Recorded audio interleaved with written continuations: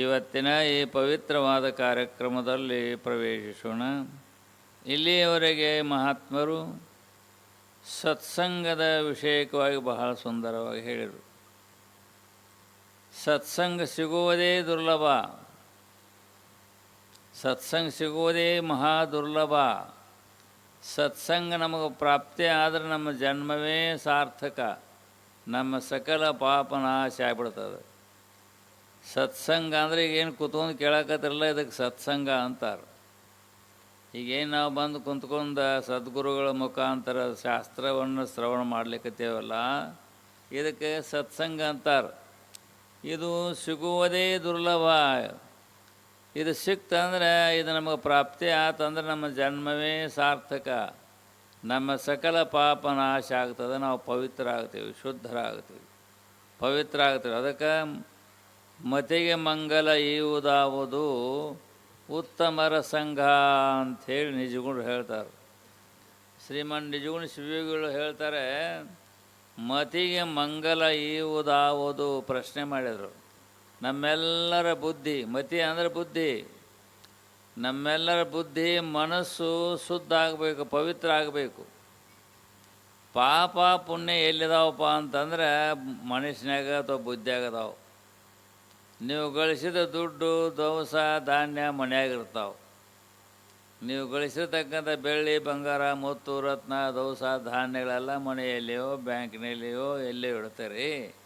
ನೀವು ಮಾಡಿದ ಪುಣ್ಯ ಪಾಪ ಎಲ್ಲಿಡ್ತೀರಿಪ್ಪ? ನಾವು ಮಾಡಿರ್ತಕ್ಕಂಥ ಪಾಪ, ನಾವು ಮಾಡಿರ್ತಕ್ಕಂಥ ಪುಣ್ಯ ಎಲ್ಲಿ ಹೊರಗೆ ಎಲ್ಲಿ ಇಡಾಕ್ಬಿಡ್ತದೆ? ಬ್ಯಾಂಕಿನಾಗ ಗಿಂಕಿನಾಗ ಪೆಟ್ಟಿಗೆಯಾಗ ಗಿಟಿಗೆಯಾಗ ಇಡಾಕ್ಬಿಡ್ತದೇನು? ನಾವು ಮಾಡಿದ ಪಾಪ, ನಾವು ಮಾಡಿದ ಪಾಪ, ನಾವು ಮಾಡಿದ ಪುಣ್ಯ ಹೊರಗೆ ಇಡಕ್ಕೆ ಬರೋಂಗಿಲ್ಲ. ಅದು ನಮ್ಮ ಹೃದಯದಲ್ಲಿ, ನಮ್ಮ ಮನಸ್ಸಿನಾಗಿರ್ತದೆ. ನಮ್ಮ ಮನಸ್ಸಿನಲ್ಲಿ ಅಥವಾ ಬುದ್ಧಿಯಲ್ಲಿ ನಾವು ಮಾಡಿದ ಪಾಪ ಪುಣ್ಯ ಇರ್ತಾವೆ. ಪುಣ್ಯ ಮಾಡಿದ್ವಿ ಅಂದರೆ ನಮ್ಮ ಬುದ್ಧಿಯಲ್ಲೇ ಇರ್ತದೆ ಪುಣ್ಯ. ಪಾಪ ಮಾಡಿದ್ವಿ ಅಂದರೆ ಆ ಪಾಪ ನಮ್ಮ ಬುದ್ಧಿ ಅಥವಾ ಮನಸ್ಸಿನಾಗ ಇರ್ತದೆ. ಪಾಪ ಪುಣ್ಯ ಪ್ರತಿನಿತ್ಯ ಘಟಿಸ್ತಾ ಇರ್ತಾವೆ, ನಡೀತಾ ಇರ್ತದೆ ಪುಣ್ಯ ಪಾಪ ಕೆಲಸಗಳು. ನಾವು ಮಾಡಿದಂಥ ಪುಣ್ಯ ಪಾಪ ನಮ್ಮ ಹೃದಯದಲ್ಲಿ ಸ್ಟಾಕ್ ಆಗಿರ್ತದೆ. ಅದು ಆ ಪಾಪ ಹೋಗ್ಬೇಕಾದ್ರೆ ಏನು ಮಾಡ್ಬೇಕ್ರಿ? ನಾವು ಪುಣ್ಯವಂತರಾಗಬೇಕು, ಶ್ರೇಷ್ಠವಾದಂಥ ಪದವಿಯನ್ನು ಪಡ್ಕೊಂಡ್ರೆ ಈ ಮನುಷ್ಯ ಜನ್ಮ ಸಾರ್ಥಕ ಮಾಡಿಕೊಳ್ಬೇಕಾದ್ರೆ ನಮ್ಮ ಪಾಪ ಎಲ್ಲ ಹೋಗಿರಬೇಕು. ನಾವು ಮಾಡಿದಂಥ ಪಾಪ ಇದೆಯಲ್ಲ ಅದು ಹೋಗಬೇಕು. ಅದು ಕಣ್ಣಿಗೆ ಕಾಣೋದಲ್ಲ, ಕೈಗೆ ಸಿಗೋಂಗಿಲ್ಲ, ಮನಸ್ಸಿಗೆ ಸಿಗೋಂಗಿಲ್ಲ. ಅದು ಪಾಪ. ಬಂಗಾರ ಬೆಳ್ಳಿ ಮುತ್ತು ರತ್ನ ಕೈ ಸಿಗ್ತದೆ, ಎಲ್ಲಿ ಇಡಾಕೆ ಬರ್ತದೆ? ನಾವು ಮಾಡಿದಂಥ ಪಾಪ ಆದರೆ ಎಲ್ಲಿ ಇಡಾಕೆ ಬರೋಂಗಿಲ್ಲ, ನಿಮ್ಮ ಹೃದಯದಲ್ಲೇ, ನಮ್ಮ ಮನಸ್ಸಿನಲ್ಲೇ ಇರ್ತದೆ ಅದು ಪಾಪ. ಪುಣ್ಯ, ನೀವು ಮಾಡಿದ ಪುಣ್ಯನೂ ನಿಮ್ಮ ಮನಸ್ಸಿನಾಗ ಇರ್ತದೆ. ಅದು ನಾವು ಮಾಡಿದಂಥ ಪುಣ್ಯ, ನಾವು ಮಾಡಿದಂಥ ಪಾಪ ನಮ್ಮ ಮನಸ್ಸಿನಾಗ ಇರ್ತದೆ. ಅದು ನಮಗೆ ಸುಖ ದುಃಖ ಕೊಡೋದು ಅದೇ. ಬಹಳ ದುಃಖ ಆಗ್ತದೆ, ಬಹಳ ದುಃಖದಾನ, ಭಾಳ ಶ್ರೀಮಂತದಾನ, ಭಾಳ ಬಡವದಾನ, ಭಾಳ ಕಠಿಣದ ಕರ್ಪಣೆ ಜೀವನ ಮಾಡ್ಲಿಕ್ಕತ್ತಾನ ಅಂತಂದರೆ ಅದು ನಾವು ಮಾಡಿದ ಹಿಂದಿನ ಪಾಪ ಈಗ ಅಥವಾ ಪುಣ್ಯ ನಮ್ಮ ಫಲ ಕೊಡ್ತದೆ. ಹಿಂದೆ ಮಾಡಿದಂಥ ಜನ್ಮದಲ್ಲಿ, ಈ ಜನ್ಮ ಅಲ್ಲ ನಮ್ಮದು, ಹಿಂದೆ ಅನೇಕ ಜನ್ಮಗಳಿದಾವೆ. ಹಿಂದೂ ಎಷ್ಟೋ ಸರಿ ಹುಟ್ಕೊಂಡು ಬಂದು ಸಾವಿರಾರು ಜನ್ಮಗಳು ಎತ್ಕೊಂತ ಬಂದೇವೆ. ಮುಂದೂ ಜನ್ಮ ಬರತ್ತವ. ಈಗ ನಾವು ದೇಹ ಬಿಟ್ಟು ಹೋದ ಮೇಲೆ ಮತ್ತೆ ಮುಂದೆ ಜನ್ಮ ಬರ್ತಾವೆ. ಹೆಂಗೆ ಬರ್ತಾವ್ರಿ ಅಂದ್ರೆ ನೀವು ಮಾಡಿದ ಪುಣ್ಯ ಪಾಪಕ್ಕೆ ಕಣಿಸೋರ ಬರ್ತಾವೆ. ನಾವು ಮಾಡಿದಂಥ ಪುಣ್ಯ ಪಾಪ ಎರಡು ಇರ್ತಾವಲ್ಲ, ಅವು ನಮ್ಮ ಹೃದಯದಲ್ಲಿ ಇರ್ತದೆ. ಅದು ಪಾಪ ಪುಣ್ಯ. ಆ ಪುಣ್ಯ ಪಾಪಕ್ಕೆ ಅನುಸಾರವಾಗಿ ಜನ್ಮ ಬರ್ತಾವೆ. ಭಾಳ ಸತ್ಸಂಗ ಮಾಡೋದು, ಭಜನೆ ಮಾಡೋದು, ಧ್ಯಾನ ಮಾಡೋದು, ಸೇವಾ ಮಾಡೋದು, ಈ ಸತ್ಪುರುಷ ದರ್ಶನ ಮಾಡ್ಕೊಳ್ಳೋದು ಇದು ಪುಣ್ಯ. ಮಹಾತ್ಮರ ಸತ್ಪುರುಷ ಸಂತರ ದರ್ಶನ ಮಾಡ್ಕೊಳ್ಳೋದು ಪುಣ್ಯನೇ. ಬರೀ ನೋಡೋದು ಅಷ್ಟೇ ಸಾಕು ಪುಣ್ಯ. ಅವ್ರ ಶಾಸ್ತ್ರ ಕೇಳೋದು ಪುಣ್ಯ, ಅವ್ರ ಸೇವಾ ಮಾಡೋದು ಪುಣ್ಯನೇ ಮಹಾತ್ಮರದು. ಅವ್ರ ಉಪದೇಶ ಕೇಳೋದು ಪುಣ್ಯನೇ. ಈ ಪುಣ್ಯ ನಮಗೆ ಮುಂದಿನ ಜನ್ಮದಲ್ಲಿ ಶ್ರೇಷ್ಠವಾದ ಜನ್ಮ ಬರ್ತಾವೆ. ಈ ಪುಣ್ಯ ಮಾಡ್ತೇವಲ್ಲ, ಈಗ ಸತ್ಸಂಗ ಮಾಡಕತ್ತೇವಲ್ಲ, ಇದು ಬಹಳ ಶ್ರೇಷ್ಠವಾದ ಪುಣ್ಯ. ಇದು ಮಹಾತ್ಮರ ದರ್ಶನ ಮಾಡ್ಲಿಕ್ಕತ್ತೇವಿ, ಮಹಾತ್ಮರ ಉಪದೇಶ ಕೇಳಲಿಕ್ಕತ್ತೇವಿ, ಅವ್ರ ಸೇವಾ ಮಾಡ್ಲಿಕ್ಕತ್ತೇವಿ, ಬಹಳ ಶ್ರೇಷ್ಠವಾದ ಪುಣ್ಯ ಇದು. ಬಹಳ ಶ್ರೇಷ್ಠವಾದ ಪುಣ್ಯ ಇದು. ಈ ಪುಣ್ಯದಿಂದ ಮುಂದಿನ ಜನ್ಮಗಳು ಶ್ರೇಷ್ಠವಾದ ಜನ್ಮ ಬರ್ತಾವೆ. ಈ ದೇಹ ಹೋದ ನಂತರದಲ್ಲಿ ಪುಣ್ಯ ಮಾಡಿ ಪುಣ್ಯದ ಸಂಸ್ಕಾರದಿಂದ ನಾವು ಹೋದೀವಿ ಅಂದರೆ ಮುಂದಿನ ಜನ್ಮಗಳು ಶ್ರೇಷ್ಠವಾದ ಜನ್ಮ ಬರ್ತಾವೆ. ಶುಚೀನಾಂ ಶ್ರೀಮತಾಂ ಗೇಹೇ ಯೋಗಭ್ರಷ್ಟೋ ವಿಜಾಯತೆ ಅಥವಾ ಯೋಗಿನಾಮೇವ ಕುಲೇ ಭವತಿ ಧೀಮತಾಂ ಅಂಥೇಳಿ ಭಗವದ್ಗೀತೆಯಲ್ಲಿ ಪರಮಾತ್ಮ ಹೇಳ್ಯಾರ. ಶುಚೀನಾಂ ಶ್ರೀಮತಾಂ ಗೇಹೇ ಯೋಗಭ್ರಷ್ಟೋ ವಿಜಾಯತೆ. ಶುಚೀನಾಮ್ ಅಂದ್ರೆ ಪವಿತ್ರ ಆಗಿರ್ತಕ್ಕಂಥ ಶ್ರೀಮಂತರು ಇರ್ತಾರಲ್ಲ, ದಾನ ಧರ್ಮ ಸೇವಾ ಮತ್ತೊಂದು ಉತ್ತಮ ಮಾಡೋಕ್ಕೆ ಎಷ್ಟೋ ಮಂದಿ ಶ್ರೀಮಂತರು ಕೂಡ ಶ್ರೇಷ್ಠವಾದ ಧರ್ಮ ಮಾಡ್ತಾರೆ, ಬಡವರು ಮಾಡ್ತಾರೆ, ಎಲ್ಲರೂ ಮಾಡ್ತಾರೆ. ಶ್ರೀಮಂತರಾಗಲಿ ಬಡವರಾಗಲಿ ಪುಣ್ಯ ಕಾರ್ಯವನ್ನು ಮಾಡಿರ್ತಕ್ಕಂಥವರು ಮುಂದಿನ ಜನ್ಮದಲ್ಲಿ ಮತ್ತೆ ಶ್ರೀಮಂತರಾಗಿ ಹುಟ್ಟುತ್ತಾರೆ. ಶುಚೀನಾಂ ಶ್ರೀಮತಾಂ ಗೇಹೆ ಅಂದರೆ ಶ್ರೇಷ್ಠವಾದಂಥ ಧರ್ಮ ಕಾರ್ಯವನ್ನು ಮಾಡುವಂಥ ಶ್ರೀಮಂತರ ವಂಶದಲ್ಲಿ ಹುಟ್ಟುತ್ತೇವೆ. ಈಗ ಪುಣ್ಯ ಇಂಥದ್ದು ಮಾಡಿದ್ರು. ಈಗೇನು ಮಾಡಾಕತ್ತೀವಲ್ಲ ಸತ್ಸಂಗ ಭಾಳ ಶ್ರೇಷ್ಠ. ಮಹಾತ್ಮರ ದರ್ಶನ ಮಾಡ್ಕೊಳಕತ್ತೇವೆ, ಮಹಾತ್ಮರ ಸೇವಾ ಮಾಡ್ತಾ ಇದ್ದೇವೆ, ದಾನ ಧರ್ಮಗಳನ್ನು ಮಾಡ್ತಾ ಇರ್ತೇವೆ. ಇದು ಮುಂದಿನ ಜನ್ಮದ ಸಂಪತ್ತು. ಇದು ದುಡ್ಡು ಕಾಸ ಬೆಳ್ಳಿ ಬಂಗಾರ ಇರ್ತಲ್ಲ ಮನ್ಯಾಗ, ಅದು ಮುಂದಿನ ವರ್ಷದ ಸಂಪತ್ತು ಅಲ್ಲದು. ಬಂಗಾರ ಗಳಿಸೇವಿ, ಬೆಳ್ಳಿ ಗಳಿಸೇವಿ, ಬೇಕಾದಷ್ಟು ಸಂಪತ್ತು ಗಳಿಸೇವಿ, ಎಲ್ಲ ಮಾಡೇವಿ. ಅದು ಮುಂದಿನ ಜನ್ಮದ ಸಂಪತ್ತಲ್ಲ, ಇರುವ ತನಕ ಅಷ್ಟೇ ಸಂಪತ್ತು. ಅದು ಬಹಳ ಸಂಪತ್ತು ಗಳಿಸ್ಯಾನ್ರಿ. ಮನ್ಯಾಗ ಕಿಲೋಗಂಟ್ಲೆ ಬಂಗಾರ ಅದ ರೀ, ಕಿಲೋಗಂಟ್ಲೆ ಬೆಳ್ಳಿದೆ ರೀ, ಬೇಕಾದಷ್ಟಿದೆ. ಅಂದರೆ ಈ ಜನ್ಮದ ಸಂಪತ್ತು ಅಷ್ಟ ಅದ, ಮುಂದಿನ ಜನ್ಮಕ್ಕೆ ಅದು ಬರೋಂಗಿಲ್ಲ. ಈಗ ಗಳಿಸಿದಂಥ ಸಂಪತ್ತು ಇಲ್ಲೇ ಇರ್ತದೆ, ಆದರೆ ನೀ ಗಳಿಸಿದಂಥ ಪುಣ್ಯ ನಿನ್ನ ಜೊತೆಲೇ ಬರ್ತದೆ, ನೀ ಗಳಿಸಿದಂಥ ಪಾಪ ನಿನ್ನ ಜೊತೆಲೇ ಬರ್ತದೆ. ನಮ್ಮ ಜೊತೆಯಲ್ಲಿ ಬರೋದು ಜನ್ಮ ಜನ್ಮಾಂತರಗಳಲ್ಲಿ ಬರೋದು ಯಾವುದು ಅಂದರೆ ಈ ಜನ್ಮದಲ್ಲಿ ಏನು ಪುಣ್ಯದ ಕೆಲಸ ಮಾಡೇವಿಲ್ಲ, ಇಂಥ ಸತ್ಸಂಗ ಮಾಡೇವಿ, ಮಹಾತ್ಮರ ಸೇವಾ ಮಾಡೇವಿ, ಮಹಾತ್ಮರ ದರ್ಶನ ಮಾಡ್ಕೊಂಡೇವಿ, ಶ್ರೇಷ್ಠವಾದ ಪುರಾಣ ಪುಣ್ಯಕಥೆಗಳನ್ನ ಕೇಳೇವಿ, ಅನ್ನದಾನ ವಸ್ತ್ರದಾನ ಮಾಡೇವಿ. ಈ ಪುಣ್ಯ ನಮ್ಮ ಮುಂಬಲ್ಲಿ ಇರ್ತದೆ. ಈ ಗಳಿಸಿದಂಥ ಪುಣ್ಯ ನಮ್ಮ ಜೊತೆಲಿ ಇರ್ತದ. ಆ ಪುಣ್ಯ ನಿನ್ನ ತೆಗೆದುಕೊಂಡು ಹೋಗ್ತದೆ ಸ್ವರ್ಗಲೋಕಕ್ಕೆ. ತೇ ಪುಣ್ಯಮಾಸಾಧ್ಯ ಸುರೇಂದ್ರಲೋಕಂ ಅಸ್ನಂತಿ ದಿವ್ಯಾನ್ ದಿವಿದೇವ ಭೋಗಾನ್ ಅಂತೇಳಿ ಭಗವದ್ಗೀತೆಯಲ್ಲಿ ಪರಮಾತ್ಮ ಹೇಳ್ತಾನೆ.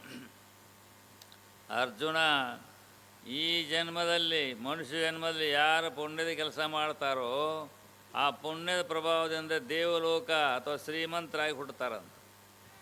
ಈಗ ನಾವು ಇಂಥ ಸತ್ಸಂಗ ಮಾಡೋಕ್ಕೋದ್ಲೆ ದೊಡ್ಡ ಶ್ರೇಷ್ಠ ಪುಣ್ಯ ಇದು. ಸತ್ಸಂಗ ಮಾಡೋದು ದೊಡ್ಡ ಪುಣ್ಯ ಇದು. ಮಹಾತ್ಮರ ಸೇವಾ ಮಾಡೋದು ದೊಡ್ಡ ಪುಣ್ಯ ಇದು. ಅನ್ನದಾನ ವಸ್ತ್ರದಾನ ವಿದ್ಯಾದಾನಾದಿಗಳನ್ನು ಮಾಡೋದು ಬಹಳ ಪುಣ್ಯ ಇದು. ಈ ಪುಣ್ಯದಿಂದ ನಮಗೆ ಮುಂದಿನ ಜನ್ಮ ಶ್ರೇಷ್ಠವಾದ ಜನ್ಮ ಬರ್ತಾವೆ. ಅದೇ ಸಂಪತ್ತು. ನಾವು ಮನಗಂಟ್ಲೆ ಬಂಗಾರ ಬೆಳೆ ಗಣಿಸಿಟ್ಟು ಅಂದ್ರೆ ಅದು ನಮ್ಮ ಜೊತೆಲಿ ಬರೋದಲ್ಲ, ಇಲ್ಲೇ ಬಿಟ್ಟು ಹೋಗೋದದ. ನಿನ್ನ ರಕ್ಷಣೆ ಮಾಡೋದಲ್ಲ ಅದು. ಇರುವ ತನಕ ಹಿಂದೆ ಪುಣ್ಯ ಮಾಡಿದ್ದಿ, ಈಗ ನಿನಗೆ ಬಂದೈತೆ ಅದು ಬಂಗಾರ ಬೆಳ್ಳಿ ಮುತ್ತು ರತ್ನ ಭೂಮಿ ಸೀಮಿ. ಹಿಂದಿನ ಜನ್ಮದ ಪುಣ್ಯ ಇವತ್ತು ಭೋಗ ಮಾಡ್ತಾವೆ, ಅದನ್ನು ಭೋಗಿಸಾಗತ್ತೇವೆ. ಈಗೇನು ಮಾಡ್ತಿಲ್ಲ, ಇದನ್ನು ಮುಂದೆ ತೊಗೊಂಡು ಹೋಗ್ತೀವಿ ಅಷ್ಟೇ. ಈಗೇನು ಮಾಡ್ತೀವಿ ಜನ್ಮದಲ್ಲಿ, ಈ ಜನ್ಮ ಮನುಷ್ಯ ಜನ್ಮ ಇರುವ ತನಕ ಏನೇನು ಗಳಿಸ್ತೇವಲ್ಲ, ಗಳಿಸೋ ದುಡ್ಡು ಬಂಗಾರ ಬೆಳ್ಳಿ ಹೊಲ ಮನೆ ಸೀಮೆ ಎಲ್ಲ ಪುಣ್ಯ ಪಾಪ. ಪುಣ್ಯ ಪಾಪವನ್ನು ಗಳಿಸ್ತೇವಿಲ್ಲ, ಇದು ನಮ್ಮ ಮುಂಬೈಲೆ ಬರ್ತದೆ. ಮನೆ ಬರೋಂಗಿಲ್ಲ, ಮಕ್ಕಳು ಬರೋಂಗಿಲ್ಲ, ಹೆಂಡ್ರು ಬರೋಂಗಿಲ್ಲ, ಗಂಡ ಬರೋಂಗಿಲ್ಲ, ಯಾರ್ಯಾರು ಬರೋಂಗಿಲ್ಲ, ಇಲ್ಲೇ ಹೋಗ್ತಾರೆ ಅವರು. ಆದರೆ ಜೀವಮಾನದಲ್ಲಿ ಎಷ್ಟು ಪುಣ್ಯದ ಕೆಲಸ ಮಾಡೇವಿ, ಎಷ್ಟು ಒಳ್ಳೆಯ ಕೆಲಸ ಮಾಡೇವಿ, ಆ ಪುಣ್ಯ ಮಾತ್ರ ಜೊತೆಲೇ ಇರ್ತದೆ. ಜೀವನ ಜೊತೆಲೇ ಇರ್ತದೆ. ಜೀವಾತ್ಮ ಇರ್ತಾನಲ್ಲ, ದೇಹದೊಳಗೆ ಜೀವಾತ್ಮ ಇವ್ ಹೋಗ್ತಾನೆ, ದೇಹ ಇಲ್ಲೇ ಬೀಳ್ತದೆ. ದೇಹ ಪ್ರಾಣ ಹೋಗ್ತಾನೆ ಇಲ್ಲೇ ಬೀಳ್ತದೆ. ಜೀವ ಏನು ಮಾಡ್ತಾನಂದ್ರೆ ನಾವು ಏನು ಗಳಿಸೇವಿಲ್ಲ ಜೀವನದಲ್ಲಿ, ಏನು ಪುಣ್ಯ ಪಾಪ ಏನು ಗಳಿಸೇವಲ್ಲ ಅವನು ಎರಡು ತೊಗೊಂಡು ಹೋಗ್ತಾನೆ. ನಾವು ಪುಣ್ಯ ಮಾಡಿದ್ರೆ ಪುಣ್ಯ ತೊಗೊಂಡು ಹೋಗ್ತಾನೆ, ಪಾಪ ಮಾಡಿದ್ರೆ ಪಾಪ ತೊಗೊಂಡು ಹೋಗ್ತಾನೆ. ನಾವು ಏನು ಪುಣ್ಯ ಗಳಿಸೇವಲ್ಲ ಪುಣ್ಯ ನಮ್ಮ ಜೊತೆಲೇ ಬರ್ತದೆ, ಏನು ಪಾಪ ಗಳಿಸೇವಲ್ಲ ಆ ಪಾಪ ಬರ್ತದೆ. ಮತ್ತಿನ್ಯಾವುದು ಹೆಂಡ್ರು ಬರೋಲ್ಲ, ಮಕ್ಕಳು ಬರೋಲ್ಲ, ಭೂಮಿ ಬರೋಂಗಿಲ್ಲ, ಸೀಮೆ ಬರೋಲ್ಲ, ಮನೆ ಬರೋಂಗಿಲ್ಲ, ಮಠ ಬರೋಂಗಿಲ್ಲ, ಯಾವುದು ಬರೋಂಗಿಲ್ಲ. ಎಲ್ಲ ಎಲ್ಲಿ ಉಳಿತೈತಿ, ಎಲ್ಲ ಎಲ್ಲೇ ಉಳ್ತಿದೆ. ನಾನು ಜೀವಮಾನದಲ್ಲಿ ಏನು ಇಂಥ ಧರ್ಮ ಕಾರ್ಯ ಮಾಡೇವಲ್ಲ, ಈಗೇನು ಶ್ರವಣ ಮಾಡಾಕತ್ತಿರಲ್ಲ, ಈ ಪುಣ್ಯ ಬರ್ತದೆ. ಈಗೇನು ಮಹಾತ್ಮರ ದರ್ಶನ ಮಾಡ್ಕೊಳಕತ್ತೀರಿ, ಮಹಾತ್ಮರ ಮುಖಾಂತರ ಪ್ರವಚನ ಕೇಳಲಿಕ್ಕತ್ತೀರಿ, ಸೇವಾ ಮಾಡ್ಲಿಕ್ಕತ್ತೀರಿ, ಒಳ್ಳೆಯದನ್ನು ಮಾಡ್ಲಿಕ್ಕತ್ತಲ್ಲ, ಈ ಪುಣ್ಯ ನಿಮ್ಮ ಜೊತೆಲೇ ಇರ್ತದೆ. ಮತ್ತು ಇಲ್ಲೇ ಬಂದ ಇಂಥ ಸತ್ಸಂಗ ಮಾಡ್ತೇವಲ್ಲ, ಇದು ಸತ್ಸಂಗದ ಪುಣ್ಯ ಆಗಲಿ, ಶಾಸ್ತ್ರ ಶ್ರವಣ ಪುಣ್ಯ ಆಗಲಿ, ಅನ್ನದಾನ ವಸ್ತ್ರ ಮಾಡೋದಿಲ್ಲ, ಈ ಪುಣ್ಯ ನಿಮ್ಮ ಜೊಲ್ಲೆ ಬರ್ತದೆ. ಮತ್ತು ಇಲ್ಲೇ ಬಂದ ಏನರ ಕಳ್ತನ ಮಾಡ್ಕೊಂಡು ಹೋದೀವಿ, ಏನರ ಹಿಂಸೆ ಮಾಡಿದ್ರೆ ಪಾಪ ಬರ್ತದೆ. ಮಠ ಮಂದಿರಗಳಲ್ಲಿ ಹೋದಾಗ ಏನಾರು ಅನಿಷ್ಟವಾದ ಕೆಲಸ ಮಾಡಿದ್ರೆ, ಪಾಪದ ಕೆಲಸ ಮಾಡಿದ್ರೆ ಪಾಪ ಜೊತೆಲೇ ಬರ್ತದೆ. ಅದರಿಂದ ಮತ್ತೆ ಅನೇಕ ಕನಿಷ್ಠವಾದ ಜನ್ಮ ಬರ್ತಾವೆ.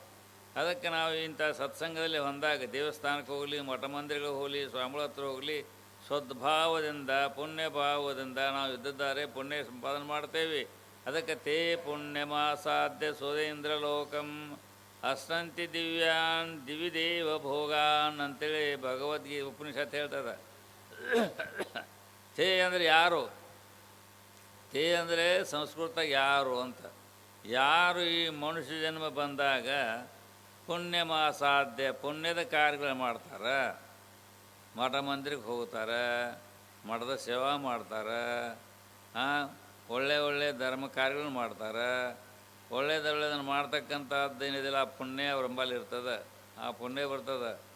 ಮಠ ಮಂದಿರಕ್ಕೆ ಬಂದು ನಾವು ಏನು ಸೇವಾ ಮಾಡ್ತೇವಲ್ಲ, ಒಳ್ಳೆಯದನ್ನು ಮಾಡ್ತೇವಲ್ಲ, ಅದೆಲ್ಲ ನಮಗೆ ಪುಣ್ಯ ನಮ್ಮ ಹೃದಯದಲ್ಲಿರ್ತದೆ ಮನುಷ್ಯನಾಗ. ಅದಕ್ಕೋಸ್ಕರವಾಗಿ ನಾವು ಮನುಷ್ಯ ಜನ್ಮ ತೊಟ್ಟು ಬಂದಾಗ ಸತ್ಸಂಗ ಮಾಡಬೇಕು, ಮಠ ಮಂದಿರಗಳಿಗೆ ಹೋಗಬೇಕು, ಸೇವಾದಿಗಳನ್ನು ಮಾಡಬೇಕು. ಬಹಳ ಶ್ರೇಷ್ಠವಾದ ಪುಣ್ಯ ಅದು. ಆ ಪುಣ್ಯದಿಂದ ಸುರೇಂದ್ರ ಲೋಕಂ ದೇವೇಂದ್ರ ಲೋಕ ಅಂತಾರೆ ಅವರು.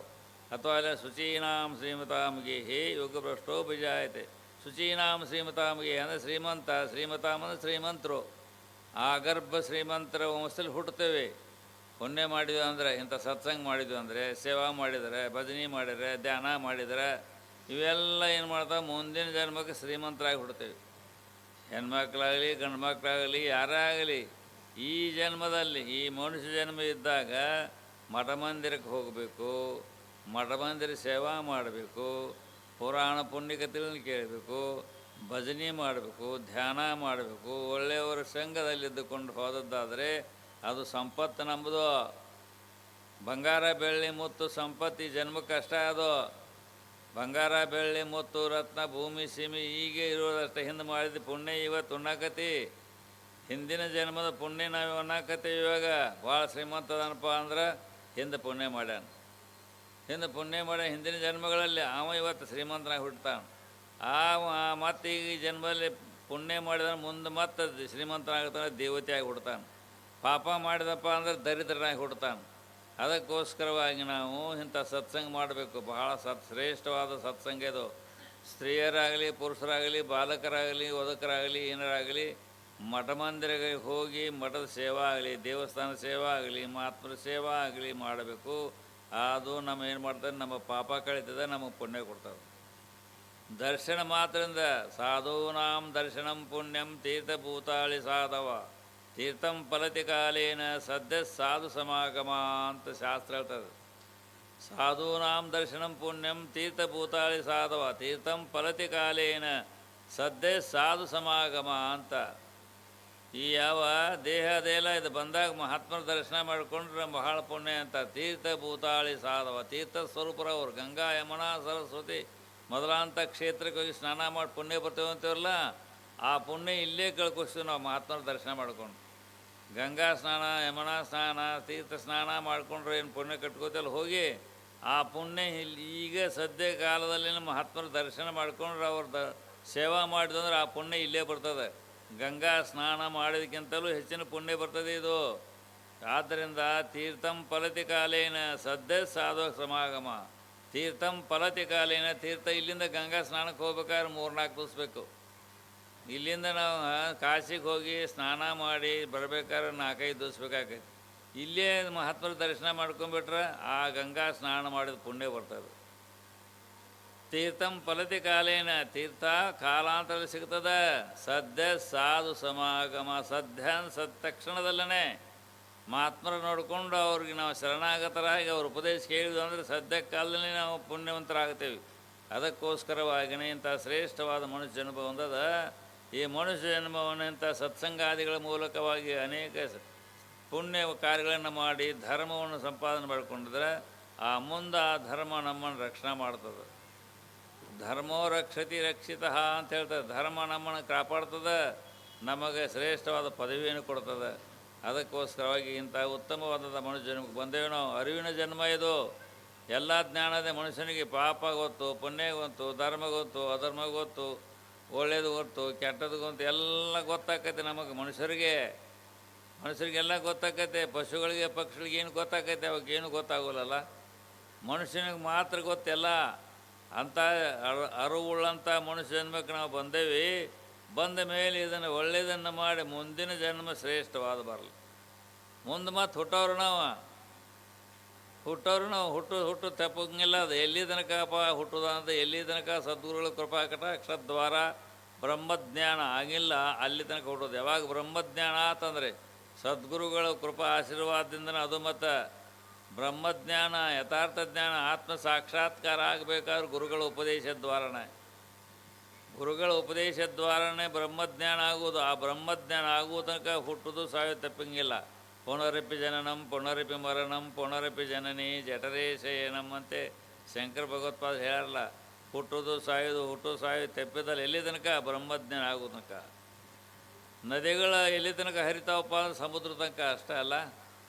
ನದಿಗಳು ಎಲ್ಲಿ ತನಕ ಹರಿತಾವ ಅಂದರೆ ಸಮುದ್ರ ತನಕ ಅಷ್ಟೇ ಇರ್ತವೆ. ಸಮುದ್ರ ಸೇರಿದ ಮೇಲೆ ಹರಿವಂಗಿಲ್ಲ, ಅಲ್ಲಿ ಸಮುದ್ರಕ್ಕೆ ಏಕಾಕಾವು. ಹಂಗೆ ಮನುಷ್ಯ ಜನ್ಮ ಇದೊಂದು ನದಿ ಇದ್ದಂಗೆ. ಈ ಮನುಷ್ಯ ಜನ್ಮ ಇದೊಂದು ನದಿ ಇದ್ದಂಗೆ. ಎಲ್ಲಿ ತನಕ ಹುಟ್ಟುದು ಸಾಯುದ್ರಿ, ಎಲ್ಲಿ ತನಕ ಹುಟ್ಟುದು ಸಾಯುದು ಅಂದರೆ ಎಲ್ಲಿ ತನಕ ಗುರುಗಳ ಸನ್ನಿಧಾನಕ್ಕೆ ಹೋಗಿ ಅವ್ರ ಉಪದೇಶ ಪಡ್ಕೊಂಡು ನಾವು ಮುಕ್ತರಾದೀವಿ ಅಲ್ಲಿ ತನಕ ಹುಟ್ಟೋದು. ಅವ್ರ ಉಪದೇಶ ಆಯಿತು, ಅವ್ರ ಕೃಪೆ ಆಯಿತು, ಅವ್ರ ಆಶೀರ್ವಾದದಿಂದ ಮುಕ್ತರಾಗಿಬಿಟ್ಟು ಅಂದ್ರೆ ಪರಿಪೂರ್ಣ ಪರಬ್ರಹ್ಮ ಸ್ವರೂಪರಾಗಿಬಿಡ್ತೇವೆ, ಆತ್ಮಸ್ವರೂಪರಾಗಿಬಿಡ್ತೇವೆ. ಅದಕ್ಕೋಸ್ಕರವಾಗಿ ತೇ ಪುಣ್ಯಮಾಸಾಧ್ಯ ಸುರೇಂದ್ರ ಲೋಕಂ ಅಸ್ನಂತಿ ದಿವ್ಯಾನ್ ದಿವಿದೇವ ಭೋಗಾನ್ ಅಂತೇಳಿ ಭಗವಂತ ಹೇಳಿ ಯಾರು ಪುಣ್ಯ ಮಾಡ್ತಾರೋ ಅವರು ಸ್ವರ್ಗಲೋಕ, ದೇವಲೋಕ, ಬ್ರಹ್ಮಲೋಕಾದಿಗಳು ಪ್ರಾಪ್ತಿ ಮಾಡ್ಕೊಳ್ತಾರೆ. ಅದೇ ಪ್ರಕಾರವಾಗಿ ಇಲ್ಲಿ ಪುಣ್ಯ ಮಾಡಿ ಗುರುಗಳ ಸನ್ನಿಧಾನಕ್ಕೆ ಹೋಗಿ ಪುರಾಣ ಪುಣ್ಯಕಥೆಗಳನ್ನ ಕೇಳಿ ಈ ಮನುಷ್ಯ ಜನ್ಮವನ್ನು ಸಾರ್ಥಕ ಮಾಡಿಕೊಂಡು ನಾವು ಮುಕ್ತರಾಗಬೇಕು, ಧನ್ಯರಾಗಬೇಕಾಗೈತಿ. ಅಂಥ ಧನ್ಯತ್ವ ಪಡ್ಕೊಳ್ಳಿಕ್ಕೆ ಯೋಗ್ಯವಾದದ್ದೇ ಮನುಷ್ಯ ಜನ್ಮ, ಬಹಳ ಶ್ರೇಷ್ಠವಾದ. ಅದಕ್ಕೆ ನರಜನ್ಮದಿಂದ ದೇಹದೊಳು ಮಿಗಿಲುಂಟೆ ಅಂತೇಳಿ ನಿಜಗುಂಡ್ರು ಹೇಳ್ತಾರೆ. ಈ ಲೋಕದಾಗ ಅತ್ಯಂತ ಶ್ರೇಷ್ಠವಾದದ್ದು ಯಾವುದನ್ನು ಮನುಷ್ಯ ಜನ್ಮ ಅಂತ. ಅದಕ್ಕೆ ಮನುಷ್ಯತ್ವ, ಮುಮುಕ್ಷತ್ವ, ಮಹಾಪುರುಷ ಸಂವತ್ಸರ ಇವು ಭಾಳ ದುರ್ಲಭ. ಇಂಥ ದುರ್ಲಭವಾದ ಮನುಷ್ಯ ಜನ್ಮಕ್ಕೆ ನಾವು ಬಂದೇವಿ. ಬಂದಾಗ ಇಂಥ ಮಹಾತ್ಮರ ದರ್ಶನ ಮಾಡಿಕೊಳ್ರಿ, ಪುರಾಣ ಪುಣ್ಯಕಥೆಗಳನ್ನ ಕೇಳ್ರಿ, ಶ್ರೇಷ್ಠವಾದ ಪುಣ್ಯ ಕಾರ್ಯಗಳನ್ನು ಮಾಡಿ, ಧರ್ಮ ಕಾರ್ಯಗಳನ್ನು ಮಾಡಿರಿ. ಮಾಡಿಕೊಂಡು ಈ ಮನುಷ್ಯ ಜನ್ಮದಲ್ಲೇ ಯಥಾರ್ಥ ಜ್ಞಾನ ಮಾಡಿಕೊಡ್ರಿ. ಮುಂದಿನ ಜನ್ಮಗಳು ಶ್ರೇಷ್ಠವಾದ ಜನ್ಮ ಬರ್ತಾವೆ, ಶ್ರೇಷ್ಠವಾದ ಶ್ರೀಮಂತ ಜನ್ಮಗಳು ಬರ್ತಾವೆ, ದೇವತೆಗಳ ಜನ್ಮ ಬರ್ತಾವೆ. ಅದಕ್ಕೋಸ್ಕರವಾಗಿ ನಾವೆಲ್ಲರೂ ಕೂಡ ಇಂಥ ಶ್ರೇಷ್ಠವಾದ ಮನುಷ್ಯ ಜನ್ಮಕ್ಕೆ ಬಂದೇವಿ. ಈ ಮನುಷ್ಯ ಜನ್ಮ ಇರೋದ್ರೊಳಗಾಗಿಯೇ ಆಯುಷ್ಯಮಿವದರೊಳು ಕಾಯಜ ವಿರೋಧಿ ಗುರುಶಂಭುಲಿಂಗವನ್ನು ಒಲಿಸಿ ಮಾಯನ್ನು ಮೀರಿ ಭವವನ್ನು ಗೆಲುವೆನೆಂಬ ಸಮುದಾಯದ ಅಧಿಕಾರ ಎನ್ನೋದು ಅಂತ ನಿಜಗುಂಡು ಹೇಳ್ಯಾರ. ಹೇ ಪರಮಾತ್ಮ, ನಾವು ಹೊಟ್ಟೆಗಿದ್ದಾಗ ಕೇಳ್ಕೊಂಡಂಥ ಕೂಸ, ಎಲ್ಲರೂ ಹೊಟ್ಟೆಗಿರ್ತೀವಲ್ಲ, ನಾವು 9 ತಿಂಗಳು ಇರಬೇಕಲ್ಲ ಹೊಟ್ಟೆಗಿದ್ದಾಗ 7 ತಿಂಗಳಿಗೆ ಜ್ಞಾನ ಆಕೈತೆ ಕೂಸಿಗೆ. ಹೊಟ್ಟೆಗಿದ್ದಾಗ 7 ತಿಂಗಳಿಗೆ ಪ್ರಾಣ ಪ್ರವೇಶ ಆಕೈತೆ. ಅದಕ್ಕೆ ಹಂಗೆ ಬೆಳೀತಿರ್ತೈತೆ. ಅದು 7 ತಿಂಗಳ ತನಕ 7 ತಿಂಗಳ ತನಕ ಬೆಳಿತೈತಿ. 7 ತಿಂಗಳಿಗೆ ಪ್ರಾಣ ಪ್ರವೇಶ ಆಕೈತೆ. ಅದಕ್ಕೆ ಪ್ರಾಣ ಬರ್ತೈತಿ. ಅದಕ್ಕೆ ಜ್ಞಾನ ಆಕೈತೆ.